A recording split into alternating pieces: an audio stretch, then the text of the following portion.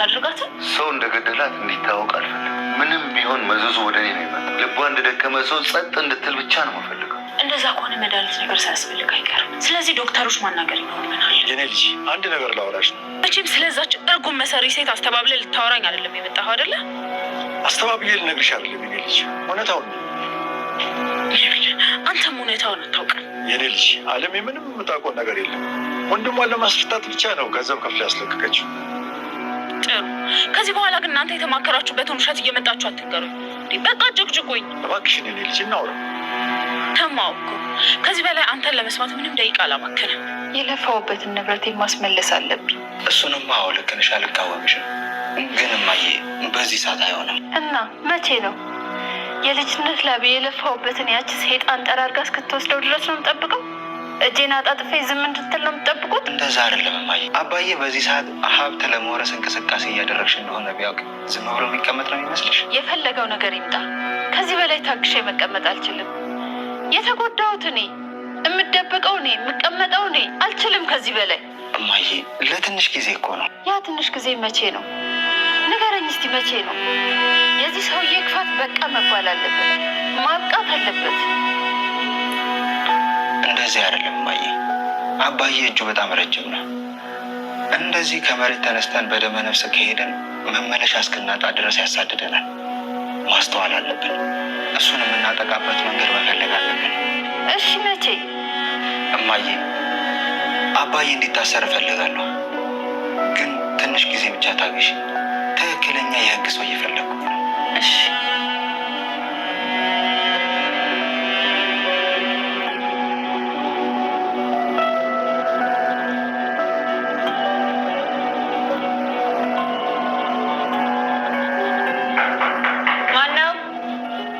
መጣሁ።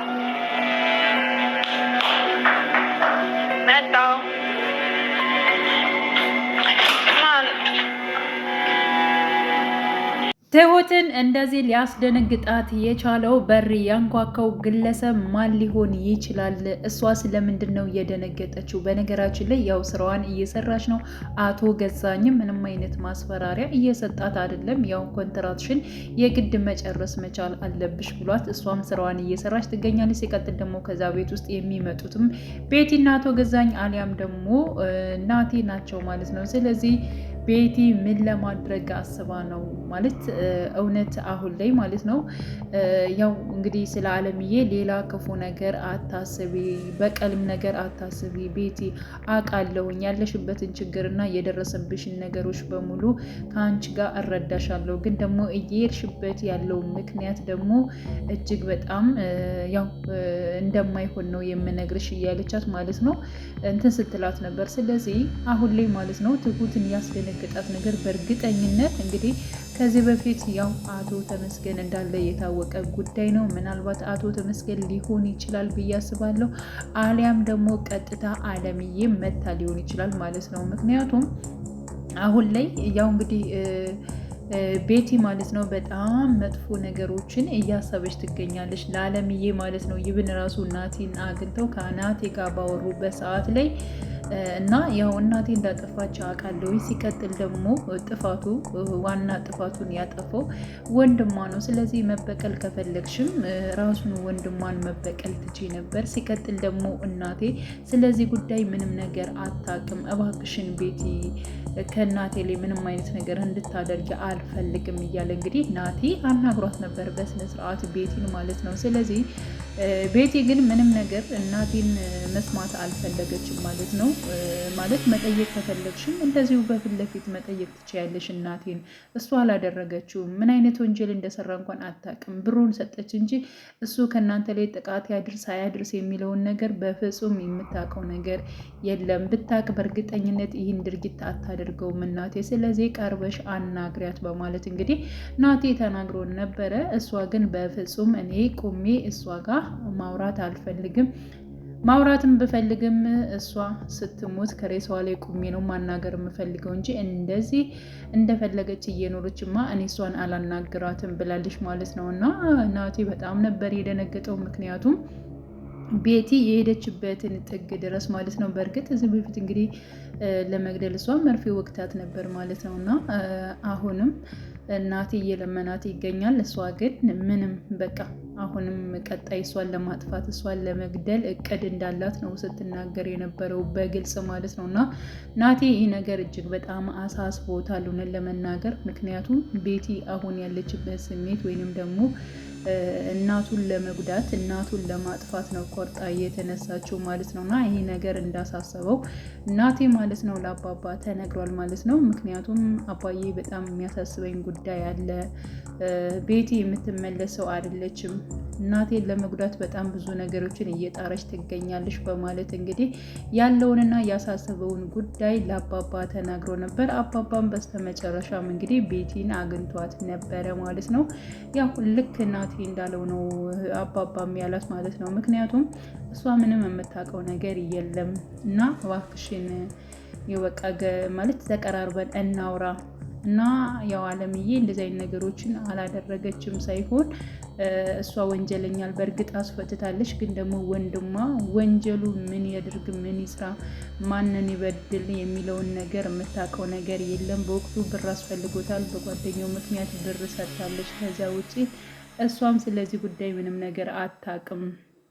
እውነት ለመናገር ብታውቅ ራሱ ከምንም በላይ ከማንም በላይ የምታዝነው እሷ ነች። እባክሽን ልጄ ተረጃት በማለት እንግዲህ አባባም ለማናገር ሞክሮ ነበር። በፍጹም እያንዳንዳችሁ መታችሁ የምትናገሩት ነገር ለእኔ ውሸት ነው ብላለች ማለት ነው። ስለዚህ እሷም ዋጋዋን ማግኘት አለባት በማለት እንግዲህ ቤቲም እየዛተች ትገኛለች ማለት ነው። በስተመጨረሻም እንግዲህ ያው ባቢንም አናግረው ነበረ አቶ ገዛኝና እንዲሁም ቤቲ አብረው በነበሩበት ሰዓት ቡና እየጠጡ በነበሩበት ሰዓት እንግዲህ ባቢ መጥቶ ነበረ ማለት ነው። እና በወቅቱ በጣም ነበር የደነገጠው ባቢ ራሱ ምክንያቱም አቶ ገዛኝ ሲተዋወቀው የቤቲ ባለቤት ነኝ ብሎታል ማለት ነው። ቤቲ ደግሞ የልጅነቴ አብሮ አደጌ ጉረቤቴ ነው በማለት እንግዲህ ስለ ባቢ ተናግራ ነበረ ማለት ነው። እና ይህ ልጅ ጋር ምንድን ነው ግንኙነታችሁ?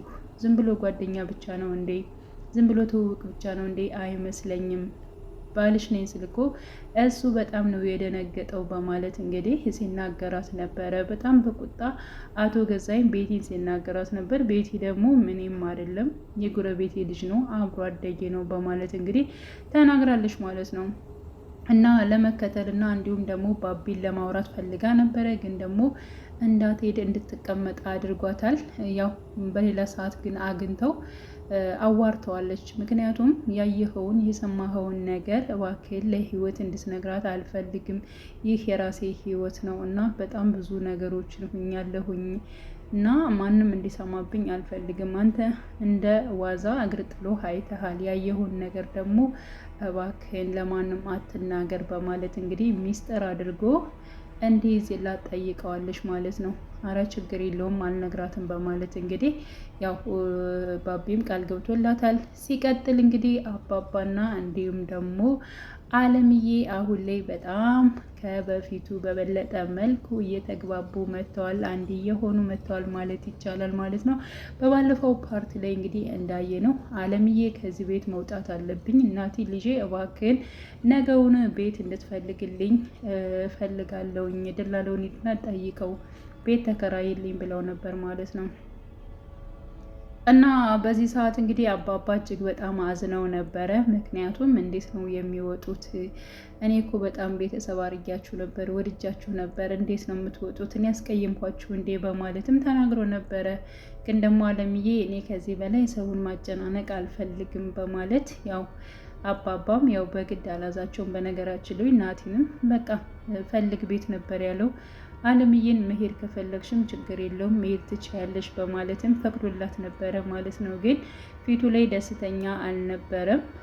ያው እንትን ብሎ ነበር ማለት ነው። አሞህ ነው ምን ሆነ ነው እያለች ራሱ ያው አለምዬ የራሱን ስትይዘው ነበረ ያባባል ማለት ነው። እና ብቻ ግን በጣም ቅርቤት እየኖራቸው መጥቷል ማለት ነው።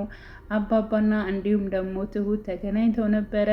አለምዬ ከቤት እንደምትወጣና ሌላ ቤት ሊከራዩ እንዳሰቡ ያለውን ሀሳቡን በሙሉ ለትሁት ነግሯታል። እና ሌላ ምንድን ነገር አለው አባዬ? በቃ ሌላ ቤት ተከራይተን እንኖር ካሉ ችግር የለውም መከራየት ይችላሉ በማለት እንግዲህ ትሁትም ተናግራለች። አባባ ግን አንገታቸውን ቀርቀር አድርገው ያዘኑ በመምሰል ወይስ ሌላ ነገር ነው? እሷ ስለሄደች ነው ወይንስ ደግሞ ምንድን ነው አባዬ የከፋህ ነገር አለ? በማለት እንግዲህ ብቻ ግን አለምዬ ከዛ ቤት እንድትወጣ እንዳልፈለገ ከፊቱ ተደርታ እንዲሁም ደግሞ ሳቋ እየመጣባት ነበር ማለት ነው። በሌላ በኩል ደግሞ እንደዚሁ ናቲ ማለት ነው አለ ይህን ተረድቷታል። ምክንያቱም እንግዲህ ያው ደውላ ተሎ በአስቸኳይ ወደ ቤት እንዲመለስ አድርገው ነበር አለምዬ ናቴን ማለት ነው። ምንድን ነው እማዬ እንደዚህ አስቸኩለሽ እየጠራሽ ምክንያት ምንድን ነው በማለት ጠይቀው ነበረ።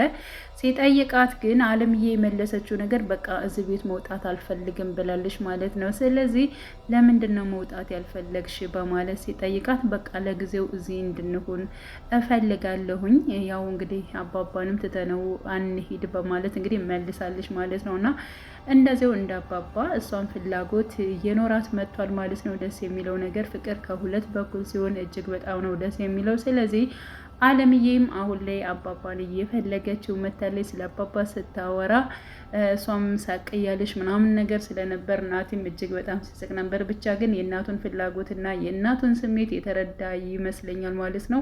ያው ትሁት እንደዚሁ የአባባን እንደተረዳች ናቲም እንደዚሁ የአለምዬን ተረድቷል ማለት ነው። ብቻ ግን በሁኔታው ማለት ነው እጅግ በጣም ደስ ነው ያለው። እናቱ ስትደሰት፣ እናቱ የፈለገችውን ነገር ስታገኝ ከምንም በላይ ደስ ብሎታል ማለት ነው። እና በዚህ ጉዳይ እጅግ በጣም ከምንም በላይ ከአባባ ቤት በመቆየቷ በአሁኑ ሰዓት በተለይ ማለት ነው ቤቲ ለማጥፋት በምትፈልግባት ጊዜ ማለት ነው ከአባባ ጋር በመሆኗ እጅግ በጣም ደስ ብሎታል ማለት ነው። ሲቀጥል ይብላ አባባ በቃ እሺ ከዚህ ቤት አልወጣም ብላ እንግዲህ አለምዬም ተናግራለች። አባባም እጅግ በጣም ደስ ብሎታል ማለት ነው። ካርታም እየተጫወቱ ደስ የሚል ጊዜም እያሳለፉ ነበረ ማለት ነው። ሌላው አቶ ገዛኝና እንዲሁም ደግሞ ቤቲ ናቸው። አቶ ገዛኝ ቤቲን በጣም አስጠንቅቋል። ይህ ሰውዬ ማን ነው በማለት እንግዲህ ያው ባቢን በድጋሚ ጠይቋታል። ምንም አይደለም እኮ አልኩ ገዚ በቃ የሰፈር ጓደኛዬ ነው፣ እንደ አጋጣሚ ተገናኘን፣ ስለሌላ ምንም የማውቀው ነገር የለም በማለት እንግዲህ ለአቶ ገዛኝ መልሳለች። አቶ ገዛኝ ደግሞ ምንም አይነት ነገር እኔን ለማጭበርበር ብትሞክሪ እገልሻለሁ፣ እዘለዝልሻለሁ በማለት እንግዲህ ያው ቤቲን እያስፈራራት ይገኛል። በነገራችን ላይ አቶ ገዛኝ ቤቲን በጣም ነው ያመናት። ቤቲ ግን አቶ ገዛኝን እየተጫወተችበት ትገኛለች ማለት ነው። ምክንያቱም እያንዳንዱ ገንዘብን በራሷ ስም እያዞረች አለምዬን ለሱ ብላ ሳይሆን ለራሷ ብላ ደግሞ እየተበቀለች ትገኛለች ማለት ነው። ስለዚህ ይህን ነገር አቶ ገዛኝ ሲሰማ ቤቲ እንዳጭበረበረችው እንደዋሸችው ወይንም ደግሞ እሱን ሆን ብላ ለመጉዳት ወደዚያ እንደገባች ሲያቅ ማለት ነው እጅግ በጣም ከባድ ነው የሚሆነው። ራሷን አደጋ ላይ ነው የምጥለው ብዬ አስባለሁኝ። ብቻ አሁን ላይ ማለት ነው ከአባባ ጋር ማለት ነው አባባና እንዲሁም ደግሞ ቤቲ በተደጋጋሚ ቢገናኙ ያው ጥሩ ጸባይ ወይንም ደግሞ ወደ ራሷ የምትመለስበትና ከበቀል ወጥታ ደግሞ እንደዚሁም ደግሞ እህቷን የምታሳክምባት ያለውን ነገር ቢያመቻቹላት ለቤቲ እጅግ በጣም ጥሩ ነው ብዬ ነው የማስበው። እንዲሁም ቤቲ ያው ትሁትም ስትመክራት ነበር ቤቲን አንቺ የበቀሉን ነገር ትተሽ ሌላ ነገር ማድረግ አለብሽ። ምክንያቱም በቀል ብታደርጊ አሁን ለምሳሌ አንቺ እንደፈለግሽው አለምዬን ብገያት ራሱ አንቺ ለሁል ጊዜ እንደዚሁ እስር ቤት መበስበስሽ ነው። ስለዚህ እባክሽን ቤቲ ከእንደዚህ አይነት በቀል ውጪ እያለቻ ስትነግራት ነበረ። እኔ ይሄን ነገር አስቤው አላቅም፣ እሷን ከገደልኩ በኋላ ስለ እኔ ህይወት ምንም ነገር አይጨንቀኝም ብላ ነው የምታስበው ማለት ነው። ስለዚህ በቀልነቱን ትታ በነገራችን ላይ እህቷን ማሳከም መቻል አለባት። እህቷ ቁማ ስትሄድ ካየች ለእሷ ከምንም በላይ ደስታዋ ይመለሳል ብዬ አስባለሁ ማለት ነው። እና ቤቲ ከበቀል ወጥታ ሌላ ጥሩ ነገር ብታስብ እጅግ በጣም ጥሩ ነው ብዬ ነው የማስበው። እናንተም ያላችሁን ሀሳብ አስተያየት በኮሜንት ላይ ማስቀመጥ ትችላላችሁ። ናቲና እንዲሁም ደግሞ ትሁት ስለተታረቁ እጅግ በጣም ደስ ብሎኛል። ሁላችሁም በያላችሁበት ሰላማችሁ ይብዛልኝ።